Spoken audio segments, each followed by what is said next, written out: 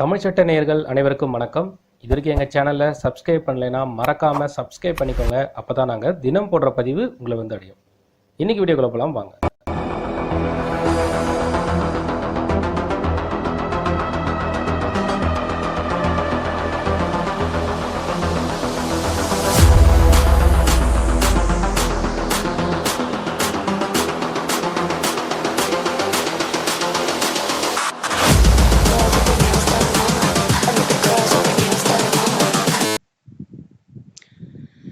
இன்னைக்கு நம்ம Satyendra Kumar west central bureau of investigation இந்த பர்டிகுலர் வழக்கில் வந்து பார்த்தீங்கன்னா பெயில் ப்ரொசீஜர் என்ன மாதிரியான டைமில் வந்து பெயிலை வந்து இஷ்யூ பண்ணணும், ஒரு நபரை வந்து அரெஸ்ட் பண்ணுறாங்கன்னு சொன்னால் எந்த சமயத்துலலாம் பெயிலை வந்து ப்ராசஸ் பண்ணும்போது அதற்கான ப்ரொசீஜர் என்ன, பர்டிகுலர்லி இந்த ஒரு வழக்கில் நடந்த சம்பவம் வந்து ஒரு நபரை இன்வெஸ்டிகேஷனில் இருக்கும்போது அரெஸ்ட் பண்ணாமல் ஆஃப்டர் தட் அவரை கைது செய்கிறாங்க. ஸோ பெயில் இஷ்யூ பண்ணும்போது சில காம்ப்ளிகேஷன் நடக்குது.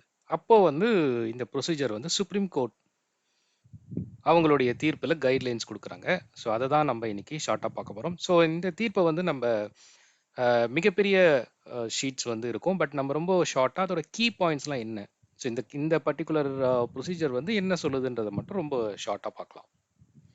ஸோ ஃபர்ஸ்ட் வந்து கேஸோட ஓவர்வியூ. ஸோ இந்த கேஸ் வந்து பார்த்தீங்கன்னா ஆர்டிகல் 21 கான்ஸ்டியூஷன் ஆஃப் இந்தியா, எல்லா பர்சனுக்குமே வந்து நம்ம இந்தியாவில் பர்சனல் லிபர்ட்டி வந்து ஒரு இம்பார்ட்டண்டான ஃபீச்சர். அப்போ எங்கெல்லாம் வந்து அதில் வயலேஷன் நடக்குது, ஃபண்டமெண்டல் ரைட்ஸ் பாதிக்கப்படுது ஒரு தனிநபரோட, மேலும் வந்து ஒரு நபருக்கு வந்து ரைட் டு ஈக்குவாலிட்டி, இந்த மாதிரியான விஷயங்கள் எல்லாமே நம்ம சட்டத்துக்கு முன் வந்து பேசுவோம். அதே மாதிரி ஒரு நபரை அரெஸ்ட் பண்ணுறதுக்கும் ஆர்டிக்கல் கான்ஸ்டியூஷன் ஆஃப் இந்தியாவில் ப்ரொவைட் பண்ணியிருக்காங்க. ஸோ சர்டன் கைட்லைன்ஸை வந்து ஃபாலோ பண்ணணும் லீகல் ப்ரொசீடிங்கில். ஸோ இந்த கேஸோட பேக்ரவுண்ட் வந்து பார்த்திங்கன்னா, இந்த சத்யேந்திர குமார் என்றவர் வந்து போலீஸ் ஸ்டேஷனில் இன்வெஸ்டிகேஷனுக்கு அவரை வந்து அழைக்கிறாங்க, அவருக்கு மேலே போடப்பட்டிருக்க கேஸுக்காக. அப்போ அந்த பர்சனை வந்து அரெஸ்ட் பண்ணல. ஸோ அந்த பர்சன் என்ன பண்ணுறாங்கன்னா, சிபிஐ வந்து சம்மன் அனுப்புகிறாங்க, பர்சனை இன்வெஸ்டிகேஷன் பண்ணுறாங்க. டியூரிங் த இன்வெஸ்டிகேஷன் அவரை வந்து அரெஸ்ட் பண்ணலை, not arrest till the time of filing the charge sheet. Charge ஷீட்டை ஃபைல் பண்ணுற வரைக்கும் கூட அவரை வந்து சம்மன் பண்ணுறாங்க, இஷ்யூ பண்ணுறாங்க, எல்லாமும் பண்ணுறாங்க. ஃபைனலாக சார்ஜ் ஷீட்டே வந்து ஃபில் பண்ணுறாங்க. இங்கே லீகல் கொஷின் என்னன்னு பார்த்தீங்கன்னா, ஒரு நபரை வந்து கஸ்டடியில் எடுக்கலை, இன்வெஸ்டிகேஷன் பண்ணுறாங்க, டில் த டைம் சார்ஜ் ஷீட்டை வந்து ஃபைல் பண்ணுறாங்க. பட் அட் லாஸ்ட் வந்து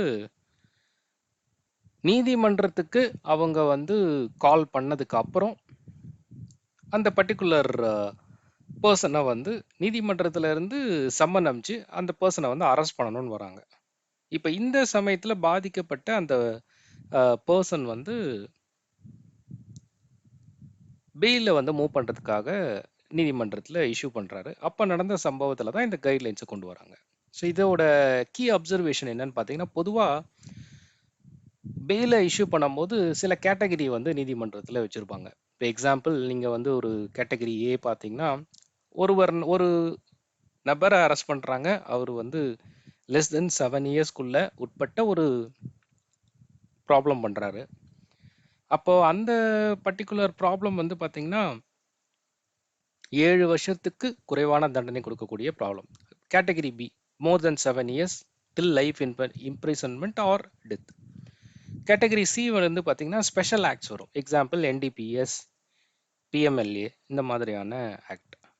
கேட்டகரி டி பார்த்தீங்கன்னா எக்கனாமிக் அஃபென்சஸ். ஸோ இந்த மாதிரி ஒரு கேட்டகரைசேஷனில் இந்த பர்சனுக்கு வந்து அதிகமான குற்றம் பண்ணும்போது பெயில் வந்து கொடுக்கலாமா வேணாமான்னு நீதிமன்றம் வந்து யோசிக்கிற மாதிரி இருக்கும். So based on the case circumstances அந்த பர்சனை பொறுத்து இருக்குது. இன்னும் நிறைய க்ரைட்டீரியா இருக்குது. ஸோ அதை பற்றி நம்ம தனியாக பார்ப்போம். இப்போ வந்து கேட்டகரி ஏல ஒரு நபர் வந்து குற்றம் பண்ணியிருக்காரு, லெஸ் தென் 7 இயர்ஸ்க்குள்ள ஒரு குற்றம். அப்போது அந்த பர்சனை வந்து என்ன மாதிரியான கைட்லைன்ஸ்னு பார்த்தீங்கன்னா, ஒருவேளை அவங்க டியூரிங் த இன்வெஸ்டிகேஷன் அந்த பர்சனை வந்து அரெஸ்ட் பண்ணலை, சம்மன் வந்து இஷ்யூ பண்ணுறாங்க. அவரோட லாயரோட வந்து நீதிமன்றத்தில் அவர் அப்பியர் ஆகிறாரு, அதுக்கும் வந்து அலோவ் பண்ணுறாங்க. ஒருவேளை நான் அப்பியரன்ஸ், அந்த பர்சன் நான் அப்பியரன்ஸாக இருக்கும் பட்சத்தில் அவங்களுக்கு வந்து பெயிலபிள் வாரண்ட் இஷ்யூ பண்ணுவாங்க. இன்கேஸ் அந்த வாரண்ட்லேயும் அவங்க வந்து சரிவர உடன்படலைன்னு சொன்னால் அப்போ வந்து தென் நான் பெயிலபிள் வாரண்ட் வந்து இஷ்யூ பண்ணுவாங்க. ஸோ இது வந்து ஜென்ரல் கைட்லைன்ஸ். இது மட்டும் இல்லாமல் ஒரு நபர் according to the CrPC section 41,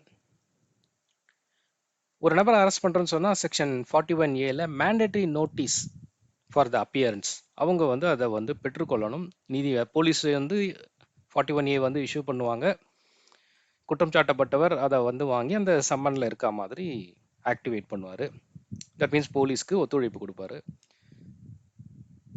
இதில் வந்து முக்கியமான விஷயம் நீதிமன்றம் என்ன சொன்னாங்கன்னா, ப்ரிவெண்ட் அன்னெசரி டிடென்ஷன், தேவையில்லாத ஒரு நபரை வந்து டிடென்ஷன் பண்ணுறதுக்கு இது வந்து ஒரு வழிவகை செய்யும். ஏன்னா வந்து இன்வெஸ்டிகேஷன் பண்ணும்போது என்ன வந்து ரொட்டீனாக வந்து அவங்க அரெஸ்ட் ப்ரொசீஜர் வந்து ஃபாலோ பண்ணுறாங்க, அந்த ரொட்டீன் ப்ரொசீஜரை வந்து அவங்க செய்து முறைப்படி செய்யும்போது தேவையில்லாத அரெஸ்ட் அண்ட் பெயில் ஃபார்முலேஷன் தேவை கிடையாது. ஸோ அதை தான் வந்து இதில் குறிப்பிட்றாங்க. மேலும் இதில் ரெக்கமெண்டேஷன் வந்து பார்த்தீங்கன்னா, இந்த ஆக்ட் வரும்போது, அதாவது இந்த பர்டிகுலர் ஜட்ஜ்மெண்ட் வரும்போது பெயில் ஆக்டுக்கு இந்த ப்ரொசீஜர் எல்லாமே இன்க்ளூட் பண்ண சொல்லி சில விஷயங்களை வந்து குறிப்பிட்டிருக்காங்க. இப்போ நம்ம பார்த்த விஷயங்களை அட்லாஸ்ட் இந்த கேஸோட அவுட்கம் வந்து பார்த்தீங்கன்னா, அந்த பர்சனுக்கு வந்து பெயில கிராண்ட் பண்ணுறாங்க. Not arrested during the investigation. இந்த பர்டிகுலர் கேஸில் இம்பார்ட்டண்டான மேட்டர் என்னன்னா, டில் த சார்ஜ் ஷீட் ஃபைலிங் அந்த பர்டிகுலர் குற்றம் சாட்டப்பட்ட நபர் போலீஸுக்கு ஒத்துழைப்பு கொடுத்துருக்கார், சார்ஜ் ஷீட்டை ஃபைல் பண்ணியிருக்காங்க. அதுக்கப்புறம் அந்த நபரை வந்து அரெஸ்ட் பண்ணுறது தேவையில்லாத ஒரு விஷயம். ஒருவேளை பெயிலை வந்து ப்ராசஸ் பண்ணுறாங்கன்னு சொன்னாங்கன்னா, அந்த பர்சன் வந்து கோஆப்ரேட் பண்ணலை போலீஸுக்கு, நீதித்துறைக்கு அவங்க அவ்வப்போது கால் பண்ணும்போது அவங்க வந்து கோஆர்டினேட் பண்ணலைன்னு சொன்னால் அப்போ வந்து அரெஸ்ட் பண்ணலாம். ஒருவேளை அவங்க ஒத்துழைப்பு கொடுக்கலன்னா பெயிலபிள் வாரண்ட், இல்லைன்னா non bailable warrant. No justification for custody post charge sheet. Charge ஷீட்டை ஃபைல் பண்ணதுக்கப்புறம் ஒரு நபரை வந்து கால் பண்ணுன்றது தேவையில்லாத ஒரு விஷயம். ஸோ கன்க்ளூஷன், மோஸ்ட்லி இந்த வழக்கோட கன்க்ளூஷன் வந்து பார்த்தீங்கன்னா, இந்த ஜட்ஜ்மெண்ட்டோட highlight article 21 safeguarding the liberty, clear guidelines for the arrest and bail. இதில் நம்ம பார்த்த ஒரு 4 வகையான பாயிண்ட் தான். பிகாஸ் ஒரு நபரை கைது செய்யணும்னு சொன்னால் டியூரிங் த இன்வெஸ்டிகேஷன், ஒரு குற்றம் எஃப்ஐஆர் போட்டிருக்காங்க அப்பயே வந்து அவங்களை கைது பண்ணிடணும், இல்லை இன்வெஸ்டிகேஷன் சமயத்தில் பண்ணணும். ஆஃப்டர் சார்ஜ் ஷீட் ஃபைலிங் கைது செய்யக்கூடாதுன்னு கிடையாது, அதில் தேவை இருக்குது, அவங்க வந்து ஆஜர் ஆகலைன்னு கிடையாது, அதில் குற்றம் சாட்டப்பட்டு ஜட்ஜ்மெண்ட் வந்திருக்கு, அப்போ அந்த பர்சன் தண்டனைக்கு உட்பட்டிருக்காங்கன்னா அப்போ வந்து கைது செய்யணும். இல்லை அவங்களுக்கு வாரண்ட் இஷ்யூ பண்ணுறாங்க, அந்த பர்சன் வந்து நீதிமன்றம் கால் பண்ணும்போது வரலன்னு சொன்னால் வாரண்ட் இஷ்யூ பண்ணும்போது பெயிலபிள் வாரண்ட் கொடுப்பாங்க. அந்த பெயிலபிள் வாரண்ட்லையும் சப்போர்ட் பண்ணலைன்னா நான் பெயிலபிள் வாரண்ட். ஸோ இதுதான் இதற்கான ப்ரொசீஜர். நான் கொடுத்துருக்க இன்ஃபர்மேஷன் உங்களுக்கு யூஸ்ஃபுல்லாக இருக்குன்னு நினைக்கிறேன். அடுத்த வீடியோவில் சந்திப்போம். நன்றி, வணக்கம்.